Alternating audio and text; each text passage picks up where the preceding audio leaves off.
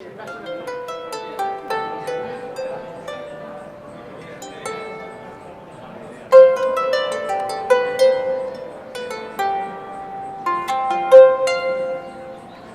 días, es un placer estar aquí en el Rastro de Madrid, el sitio que lleva más de 5 siglos funcionando y dando un servicio muy especial a los madrileños y a cuantos los visitan. Mi libro es la primera parte de la vuelta al mundo que llevaron a cabo conjuntamente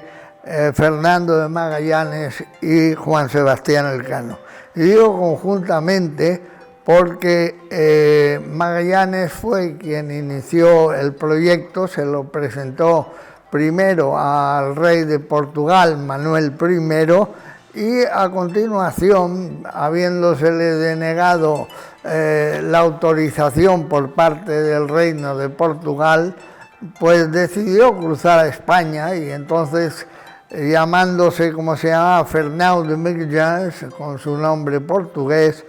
cambió ese nombre por el de Fernando o Hernando de Magallanes. Digamos que fue una especie de hacerse nacional de los reinos de España y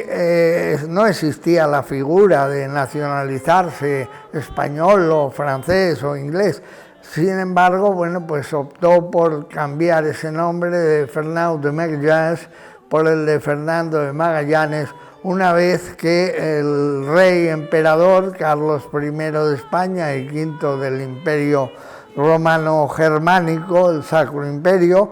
pues le aprobó el proyecto que tenía para viajar a las Islas de las Especias por el camino de Poniente. Es decir,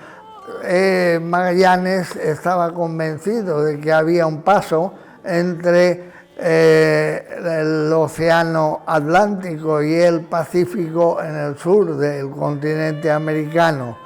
Ya había sido descubierto el océano Pacífico por Núñez de Balboa en 1503. En esta época ya se sabía que había otro océano al lado opuesto de América y cruzando lo que era entonces el istmo de Panamá. Pero no se sabía con exactitud que existiera un paso entre el océano Atlántico y el océano Pacífico por el sur, como así demostró Magallanes. Magallanes, sin embargo, estuvo inspirado e informado por un tal Martin Blenheim, un alemán de Nuremberg, que era un geógrafo y un cartógrafo, que se fue posteriormente a vivir a Portugal y que llegó a entrar y tomar parte en una flota portuguesa que fue hacia lo que hoy en día es el sur de Argentina, la Patagonia, buscando ese estrecho. Él llegó a la entrada, pero no llegó finalmente a cruzarlo porque parece ser que le dijeron que era tan peligroso y los nativos de aquella zona le informaron que sí, que existía el paso, con lo cual él posteriormente lo cartografió, hizo mapas y se los entregó en el Archivo Real de Portugal, que es donde Magallanes posteriormente pudo verlos por indicación del propio Martin Blenheim, con el que estuvo en las horas de su muerte en el Hospital de Todos los Santos de Lisboa. Magallanes, con su grupo de 5 naves, cruza finalmente el estrecho que le llevaría al Océano Pacífico, un océano inmenso, un océano prácticamente desconocido por los occidentales y además de unas dimensiones que jamás habían calculado, pero llega tras muchos meses de navegación desde la salida del estrecho que luego llamarían de Magallanes, pero que originalmente ellos llamaron el estrecho de Todos los Santos por haber entrado en él el día 1 de noviembre, pues resulta que alcanzan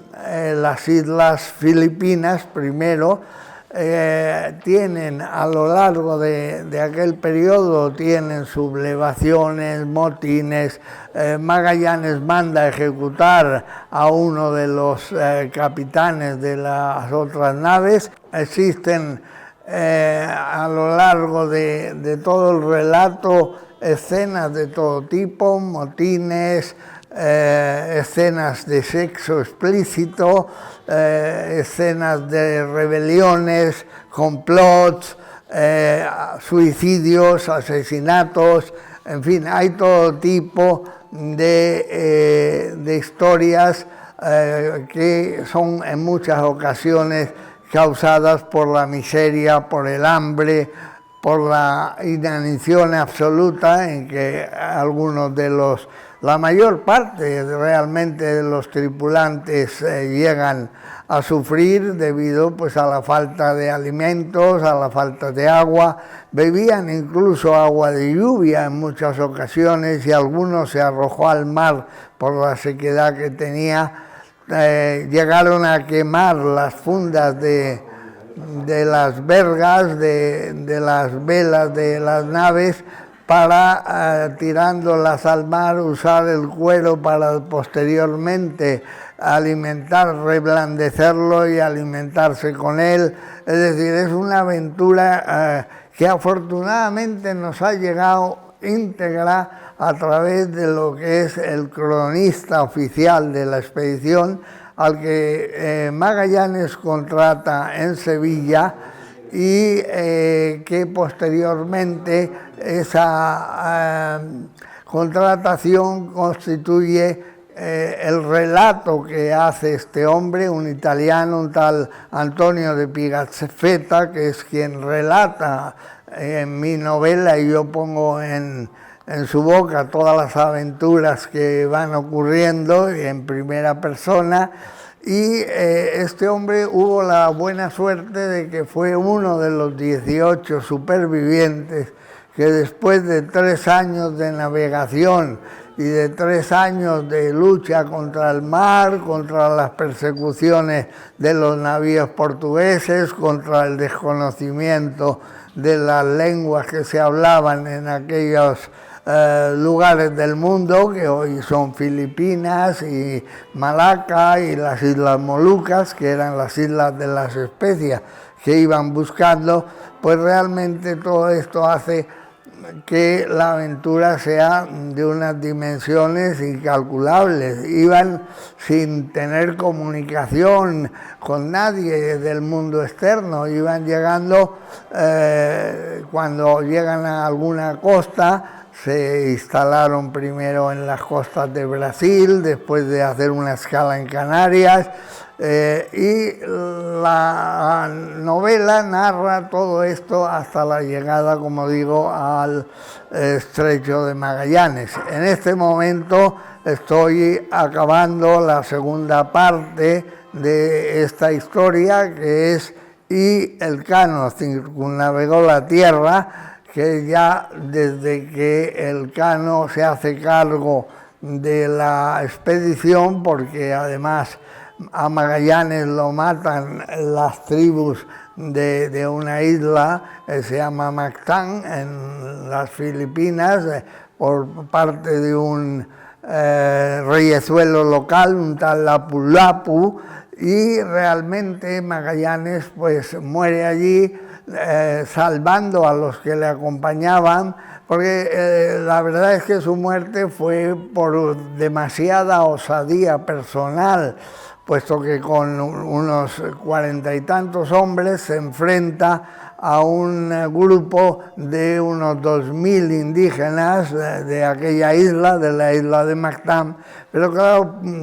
poseído de la idea de que tenían armas de fuego y los indígenas solo contaban con lanzas, flechas y palos, pues creyó que podría derrotarlos, y bueno, no los derrotó. Él murió en aquella batalla de Mactán el 27 de abril. Y a partir de entonces ocurren una serie de episodios hasta que el Cano, con una sola nave, regresa por la vía del sur de África, por la zona del Cabo de Buena Esperanza, en Sudáfrica, rodeando todo el continente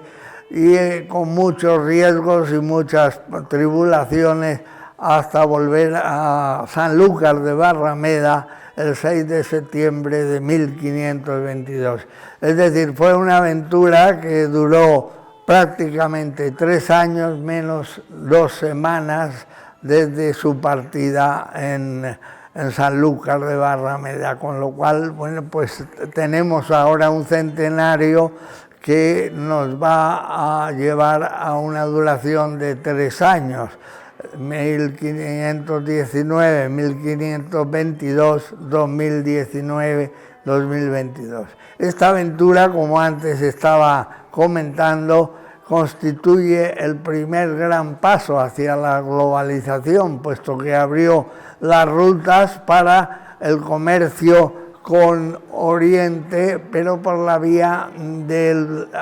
cruce por el estrecho actual de Magallanes, y de esta manera las flotas españolas podían llegar a las islas de las Especias, de una forma directa, sin pasar por los territorios adjudicados mediante el Tratado de Tordesillas por el papado al Reino de Portugal. Ahí la historia es que el Reino de Portugal y el Reino de Castilla, España, en definitiva, lo que se repartieron con la bendición del Papa, que entonces era quien mantenía todo el poder sobre reyes y reinos, mantenía la prevalecencia en torno a aquellas islas y en torno a todos los territorios, con lo cual adjudicó unas a Portugal y otras a España. Y fueron respetuosos, y el propio rey Carlos I respeta esa historia y ese compromiso del Tratado de Tordesillas, no tocando o no haciendo asentamientos ni estableciendo vasallajes a los reinos y a los territorios que estaban adjudicados a Portugal. En cualquier caso, la globalización se inició en aquel año de 1521, en que por primera vez se llega a las Islas de las Especias, que hay que tener en cuenta además que las especias eran más caras y más importantes que el oro, es decir, 1 gramo de mostaza costaba más que 1 gramo de oro. Con lo cual, la mercancía en especias que trajo la única nave, la Victoria, capitaneada por Juan Sebastián Elcano, fue suficiente para pagar todos los gastos de aquella expedición y para dejar muy buenos dineros a la corona de España y, por supuesto, a los 18 navegantes supervivientes que consiguieron dar la primera vuelta al mundo. Y además dieron la primera vuelta al mundo en el más amplio sentido de la palabra, porque no solamente constituyó el hacer la circunnavegación de la Tierra, sino que además contribuyó a abrir ese mundo de globalización, de intercomunicación, que hasta entonces no existía. Interesante. Señor, come a aprender.